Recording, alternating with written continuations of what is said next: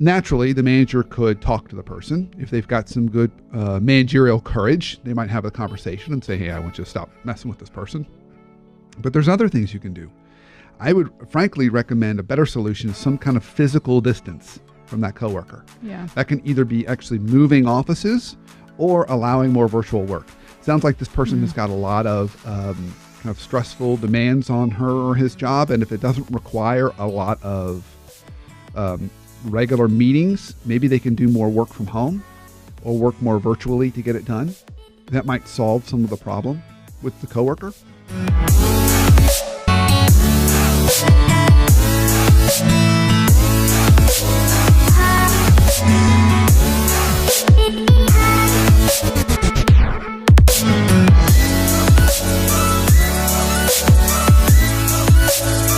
This is the Brandon Smith Show, and I'm your host, Brandon Smith, and the entire purpose of the show is one singular thing, and that is to help you live a life that much more free from dysfunction. So today is one of our leadership therapy segments, Whitney. Sounded like you were bracing yourself. I'm actually holding on to the table. Yep. Because we've been sticking on a very solid rhythm because listeners have been sending in questions every week. Yeah. So we've been sticking on a pretty solid rhythm that these are shows where you get questions from listeners. I don't know what the questions are. That's my favorite part. They're kind of like the Dear Workplace Therapist questions. And so far, I think I've handled them okay, but I'm sure there's going to be one that I'm just going to throw my hand up in the air and say, I got nothing. I've probably been the one to struggle the most through these. Oh, with the reading of the questions? Yeah. No, I wouldn't say that at all. That's okay. You don't have to. You've been just great. Okay. So you've gone through these. Yes. And you've picked some. Yes. And so are we ready? Yeah, we are. Okay. I guess hit me with the first one. So this one came from Facebook. Okay. Nice. Dear Workplace Therapist, I'll be starting a new job next week and leading a team full of new people in a new department tackling a new mission. Pretty much everything and everyone I know will be new. I think this is really exciting because we'll have a chance to create our own processes, culture, etc. However, as the team leader, I'm aware that everyone will be looking at me very closely for cues on what to do, how to act, what not to do, etc. In an effort to ensure we get off on the right foot and eliminate any toxicity. There it is, right out of the gate. She was doing so well. You really were. Toxicity before it starts. I'm sorry, what was that word again? Isaac said taxes. I loved Isaac said taxes. Well, avoiding any new taxes. Any taxes. I get that. Okay. So avoiding any toxicity before it starts, I wondered if you've ever talked or posted about how to come into a new role the right way or how to create culture the right way from the start. Any pointers would be very welcome. Yeah, awesome opportunity. I love this. So just to make this, if we go back to the beginning of this, to make sure I'm square on this. Yes. New department. Yes. New people. Correct. And this person is the new manager. Correct. And new mission. mission. So everything is new. Okay. All right. I love this. I am so in love with this problem. I really am. Oh, good. I picked a good one. And I'm going to tell you why. Okay. Because how rare do you get to walk into a situation with absolutely no skeletons in the closet, no legacy dysfunction, Yeah. no like rigidity where people are used to doing something a certain way. Now you've got to change that. Crazy relationship dynamics that you don't know about as a boss, and you got to figure that out. Yeah. So you're coming in there with a clean slate. Phenomenal. What a great opportunity. I mean, I would hope that we all get an opportunity like this at some point in our careers. Yeah. So I would say the starting place to this is, since they already have a new mission, I think it'd be really, really healthy. Or I'm going to back up a little bit. I subscribe to a ton of leadership philosophies. I love so many things that we talk about leadership. My personal belief is the first job of any leader is for her or him to drive clarity. Because if you drive clarity, you can eliminate 50% of dysfunction right out of the gate. So here we get this beautiful opportunity to drive clarity like right on day one. So the starting place should be making sure when she's talking about, or he or she's talking about doing this with a group, really identify what they want the culture to be. could be a great team building exercise. Let's talk about how we want to work together and identify those 3 to 5 things to guide how we want to work with each other. Maybe it's accountability. Maybe it's open communication, candor. Maybe it's honesty, timeliness, efficiency, whatever it happens to be. Pick those 3 to 5. It doesn't matter what they are. Pick them and define them. And that way, then when you're having conversations about guiding people, you can go back to those. So you want to drive clarity around culture, but you also want to drive clarity around roles and responsibilities. So I think that's also really important on day one to identify, here's really where I want you to play. So people know where their sandbox is. So I would add a third. So we're talking about clarity around culture, how we want to operate with each other, clarity around roles and responsibilities. And then the third one is the part that's probably most unique and important to the person's role as the manager or leader, is clarity on what is important to them. So what does this individual expect of everyone? What are their kind of lenses they're looking through as a manager? Because we all have them as a manager. You all have things that we expect.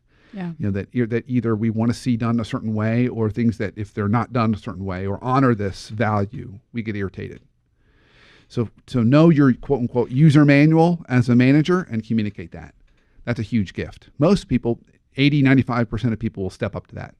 It's the few people that won't that are your coaching opportunities. Yeah.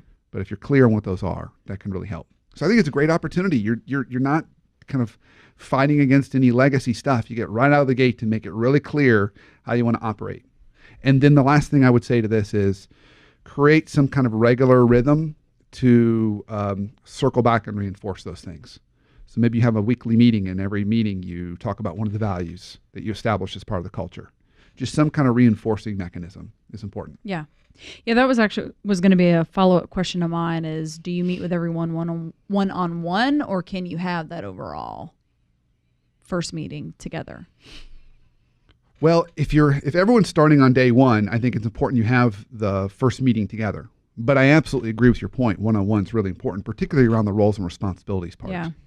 So you've had a role of manager for a while and boss for a little while, haven't you?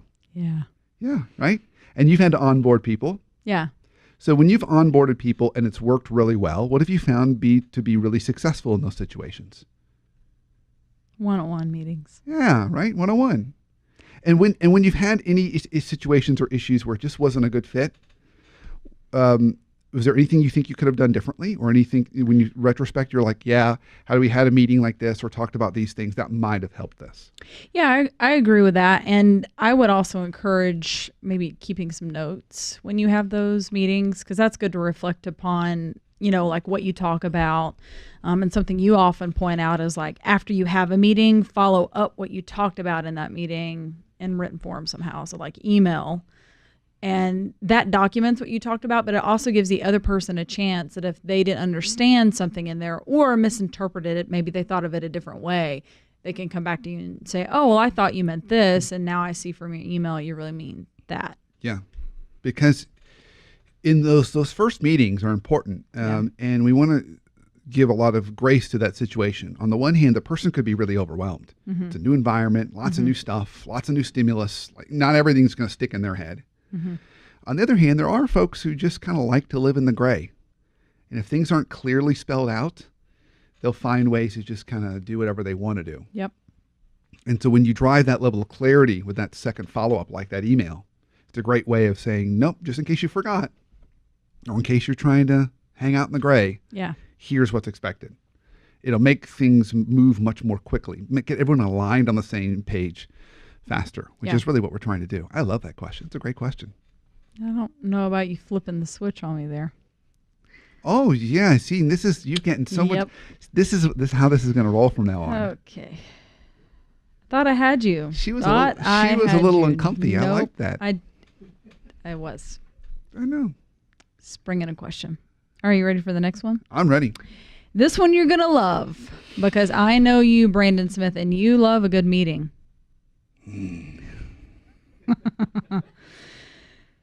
All right, you ready for this? Is it going to be a meeting? Because if it's a meeting, no. It's going to be about a meeting. I'll do that. A very dysfunctional meeting, I'm afraid. Okay. Ready? I'm All ready. right, let's help this person out. Dear workplace therapist, I have a standing weekly call with a Okay. client of mine. All right. The calls are unpredictable in length. One time I was on the phone for 2.5 hours. I can't even whistle that. I mean, that is so long. My whistle faded off. Did you hear that? Well, see, and I it's couldn't not even hold done it. because they go on to mention that this was via a video chat. Oh, that's the worst. I mean, I'm already feeling the pain. That is the worst. Yeah. Furthermore, we waste a lot of time during the call. So they go on to mention that the person that they're on the call with is helping to get children off the bus.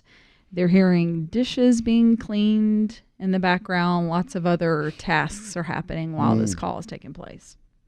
It totally throws my day off, and I'm unable to plan the rest of my time. How do I nicely tell my client I cannot continue to be on these 2-hour-long calls each week? Okay. Told you. Knew you were going to love this one. All right. So we may not have an answer to this question, but Okay. I'd be curious in the client relationship and kind of how that got established, kind of the scope of the relationship. Was there a clear articulation of how much accessibility the client gets to the person? Was a boundary set is basically my question. So like, did it spell out, you get 2 hours of meetings, Yeah. a week? Or was it just kind of like on call available whenever you want it? I'm going to, judging from the question, I'm going to say that was probably not established because it says the calls are unpredictable in length. Yep. So it sounds like they vary. Sometimes they're an hour, sometimes they're 2.5. So I would wager that conversation probably didn't take place. Okay. Just judging from what we have in the question. Okay. All right. This is tricky. It also sounds like you got someone who is maybe operating with a little bit of either ADHD or are not very organized themselves. Yeah. And so they're kind of bringing in the service provider into their world. Mm-hmm. And the service provider's job is supposed to provide some kind of structure and move things forward. And the client's actually kind of going against that. Yeah.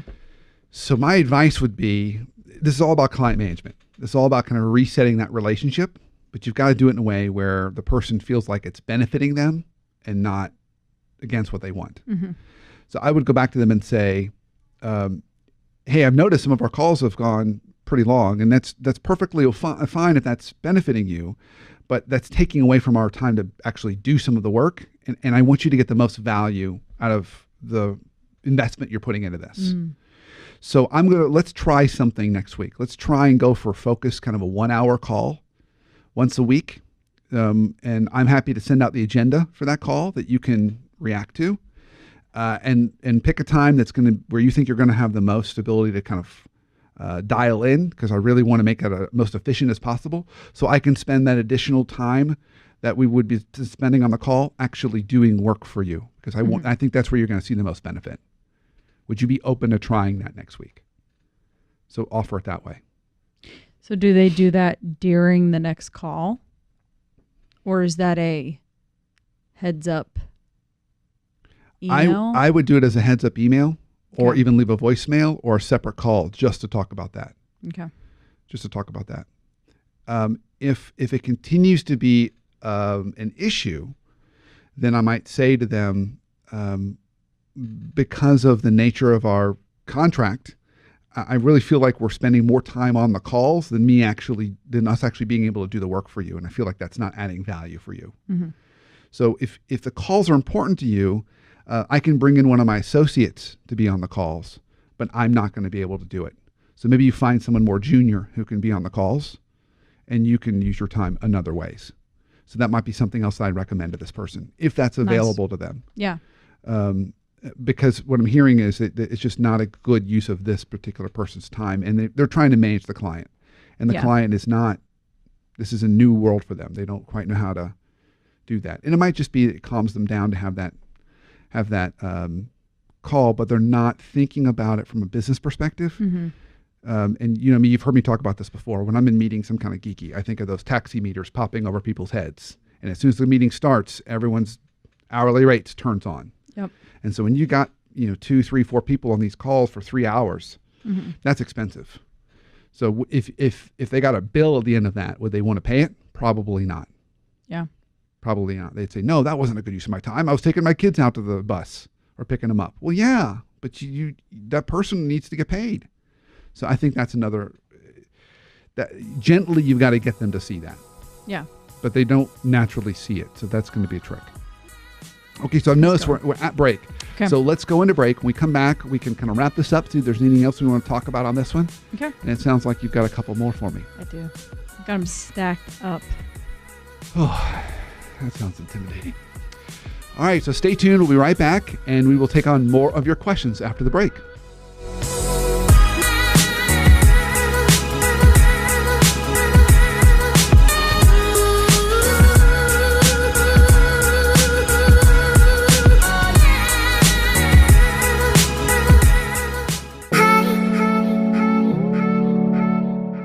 Here's your coaching minute for the week, presented to you by the Leadership Foundry.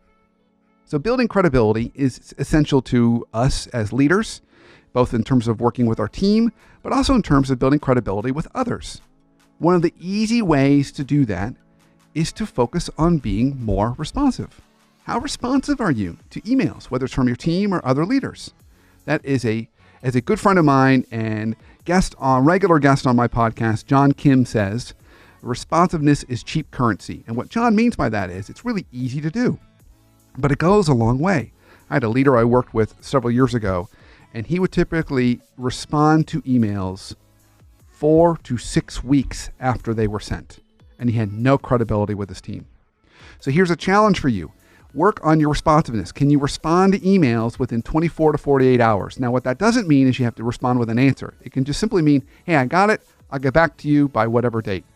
But by focusing on responsiveness, that can enhance your credibility. So give it a try.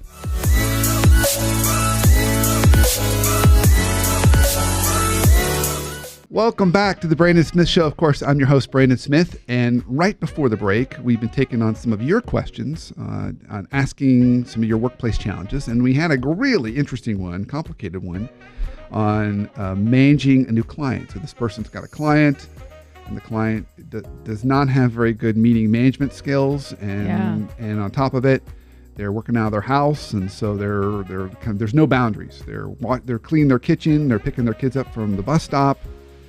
All that stuff's going on in the background, and the meetings are just kind of going on and on and on. Mm-hmm. And so during the break, I grabbed one of my bobbleheads to represent this really well. And for those you can't see it, I'm holding Batty the Vampire up. And Batty the Vampire is one of my favorite bobbleheads because this particular bobblehead, unlike most of my bobbleheads, represents a particular workplace dysfunction. Do you remember what it is? Whitney, do you know what it is? I just call it a time suck, a life suck. Emotional vampire. Emotional vampire. Yeah, and you just the emotional said that. vampire. And the emotional vampire gets all of her or his energy from other people. They have no boundaries, and they just suck people's time out of them. So I would imagine that this person probably at the end of that call felt exhausted and drained. And the vampire felt great, like, oh, we should do this every week.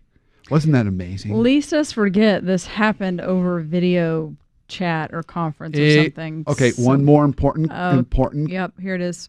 Important detail, because the emotional vampire ideally wants to meet in person because they can suck more energy that way. Oh, well, yeah, because you're there, you're trapped. Yes, you can't get away. If they cannot meet in person, they will go video chat next because they can get more energy from you seeing you.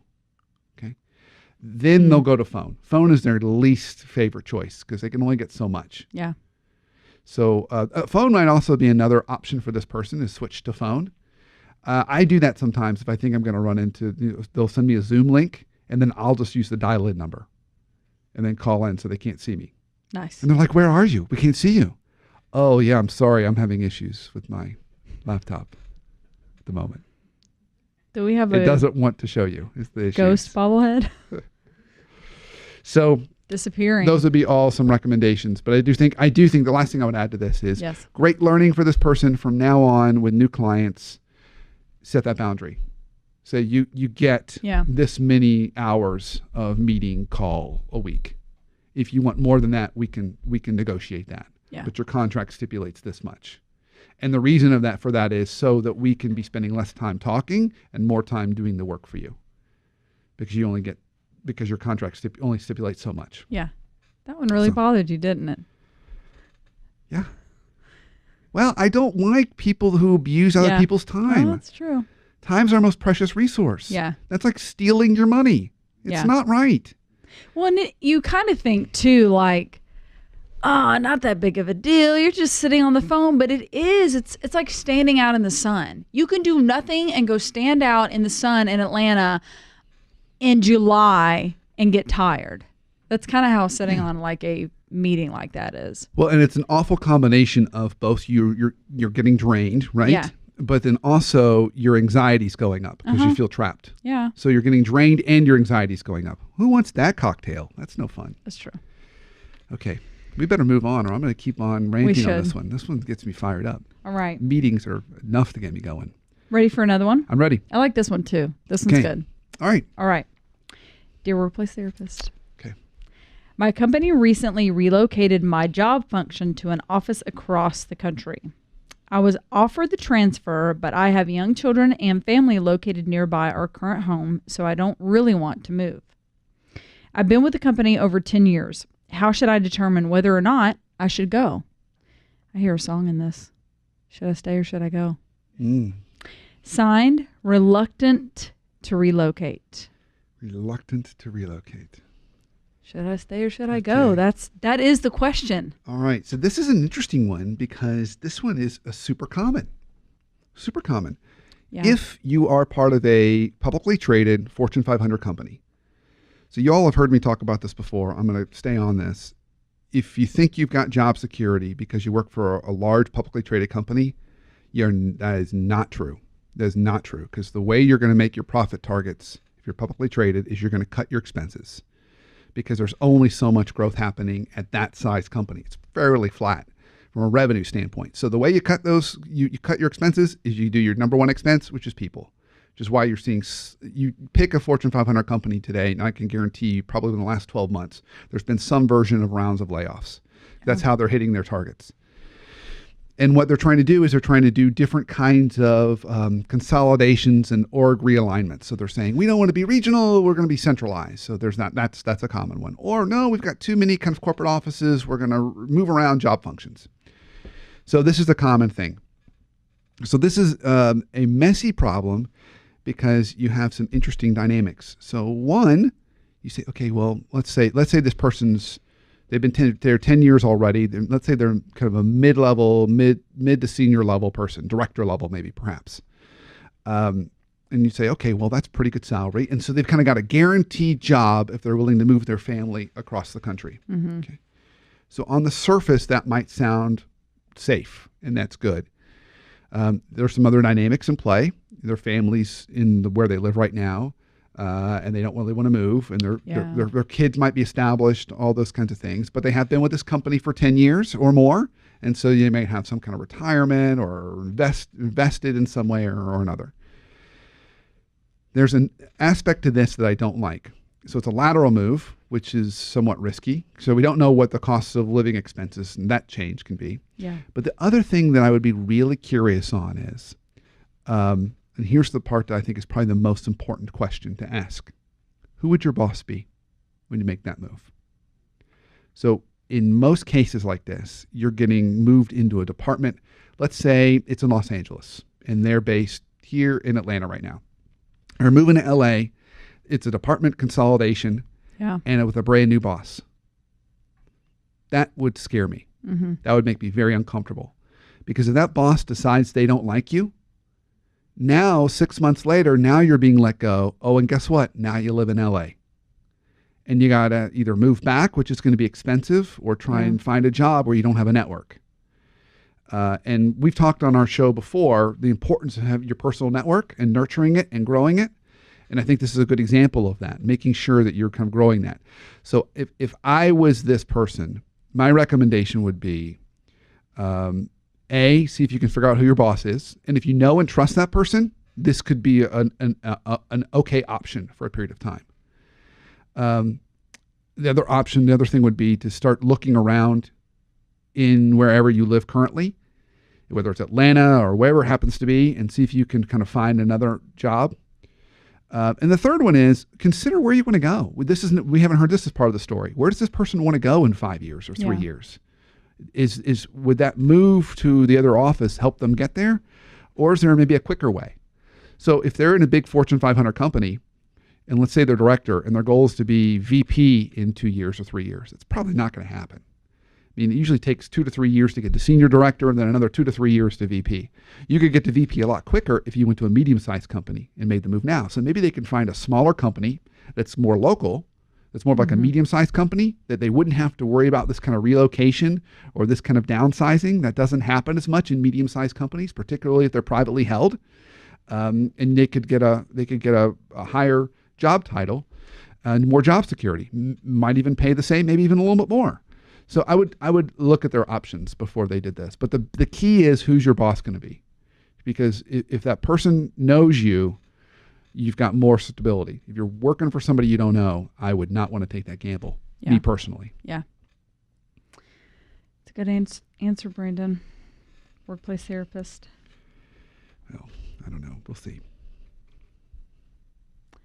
All right. Are you ready for the next one? I am ready. This one looks good too. It's got Is that a long one? This one here? Oh, no. I was looking at the one above it. Okay. Yeah. All right. I'm ready. Yeah, that may be, I don't know. You've only got 3 minutes. I know. I've got this looks like a 3 minute. And you got one. really hype on that meeting one, so. That was your fault. Probably. I knew it was a good one though. All right. This one has some big words in it, so wish me luck. The better questions. Are you ready? All right, here we go. Dear workplace therapist. Okay. I have an incredibly stressful job with a high-strung, controlling, critical coworker. Okay. High-strung, controlling, critical coworker. So it sounds like one individual is causing a lot of issues. I've been there for 3 years and really want to make it work because there are many aspects of the job I truly love. But the expectations of administration coupled with my coworker make it difficult at times. What should I do? Okay, this is a great question.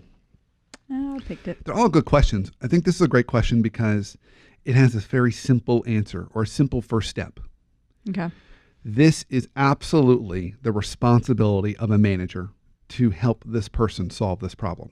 Ooh. This falls within their job description responsibility. So they cannot do it, and then they're not doing their job as a manager, and they should probably be demoted or let go. But this is absolutely what they should be doing. Okay. So this person should go basically take what they typed and go to their manager and recite a version of this to her or him. Say, I love it here. It's a stressful job. There's a lot of demands. You know this because you're my boss. I really want to find a way to make it work because this is a great place. I'm having challenges with this particular coworker. They're creating more stress and anxiety on my plate that I just think is unnecessary and getting in the way of my ability to perform my job function. It's an important phrase. Ability to perform my job function. Yes. See, that phrase got a nice kind of HR ring to it. Mm-hmm. That's where it falls right in line with the manager's responsibility. Their job is to kind of make that kind of roadblock go away. Yeah. So they need to say, I need your help on any recommendations you might have or possible ideas or solutions. And then see what that manager says. Now, naturally, the manager could talk to the person. If they've got some good managerial courage, they might have a conversation and say, hey, I want you to stop messing with this person. But there's other things you can do.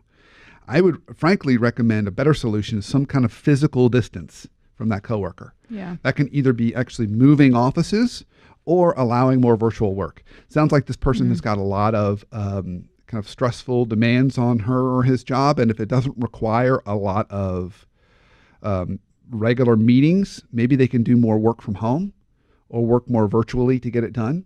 That might solve some of the problem with the coworker. I think finding some solutions like that would be good. Yeah. And then let's go down the path first of the manager helps and solves a problem. Yay, hooray, done. Let's now take on the possibility, which is a real possibility. The manager says, well, let's just watch this a little while, and doesn't actually take this on. Then the next step for this person is to, when they get those kind of harassing emails, which is often how this is going to show up. It's going to show up in emails, which are fantastic. I hope it does, because then you can forward those on. Right. Forward those on and copy them and say, this is what I'm talking about. What do you want me to do? And if the manager doesn't do anything, then you can say, okay, if you don't want to do anything, I understand you may be stressed. I need to take this to someone. So do you want me to take it to your manager or take it to HR, or both? And then if they don't respond, then just do both. Take it to both. But you want to, once you have that documentation, then you can escalate it up. Because this is absolutely the job of the manager. They have to do this. This is their job responsibility. If they're not doing it, they just shouldn't be in that role. Yeah. So I do like it for that reason. It's got a nice, clear path. Yeah. Well, you would think probably too, if she does go in and talk to her boss, I would wager this employee is causing some issues for other people as well. Probably so, which means that manager probably already knows that, which means they haven't done anything about it, which doesn't bode well for them doing something about it, but at least putting a little more pressure on them, and then bring in HR and bring in their boss. Now, the last thing I would say is if you threaten to quit to get this thing to change, that probably won't change it. If a group of people, 2 or 3 people, come together and say, we're all going to quit unless you resolve it, it will absolutely get changed. So I've never seen a case where I've seen a group of people come in and threaten to leave where they haven't addressed the problem. But I see it all the time where one person does or one person leaves and they just let it keep on going. Yeah. So try and find others who are also dealing with this issue and pool together. You're more likely to get results if nothing else works. You got me fired up. I'm feeling pretty fired up. Yeah, I was trying to find a way to work in the Tabasco hot sauce analogy. I'm feeling that way. Yeah. A lot of these kind of had some of that going. They do. And putting a little bit of pressure on the situation can hopefully help make a change. Well, hopefully the person should do something with that. I would hope they do. Well, I would take on another question. We're out of time. We are.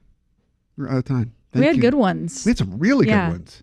Yeah. So everyone listening today, bring us some more. These were fantastic. And you can send messages too. Like if you don't want your name or anything like that used on the show or for anyone else to see your comment, you don't have to comment. You can send a private message. And so Whitney got a lot of these. So Whitney, we found them on Facebook. Yes. We've gotten them directly sent to me. We've gotten some others just sent to folks who are kind of associates of the show. Yeah. Any other recommendations on how people can get them to us? You can also DM on Twitter too, if Twitter is your platform of choice, or find Brandon on LinkedIn because they can private message you there too. So you don't have to comment. You can send a private message on. I've gotten them on LinkedIn too. Yeah, any of the platforms. So yeah, nice, awesome. Cool. Well, Whitney, well done. Only one grammatical flub today. Oh, that. It's doing really good. I did not compliment you. Normally I compliment you on the show. That's true. That and now I'm offended. You were amazing, fantastic, moved it along, brought energy to the show. Okay, that third one doesn't count. Moved it along? Yeah, nope. Productive? No? Nope.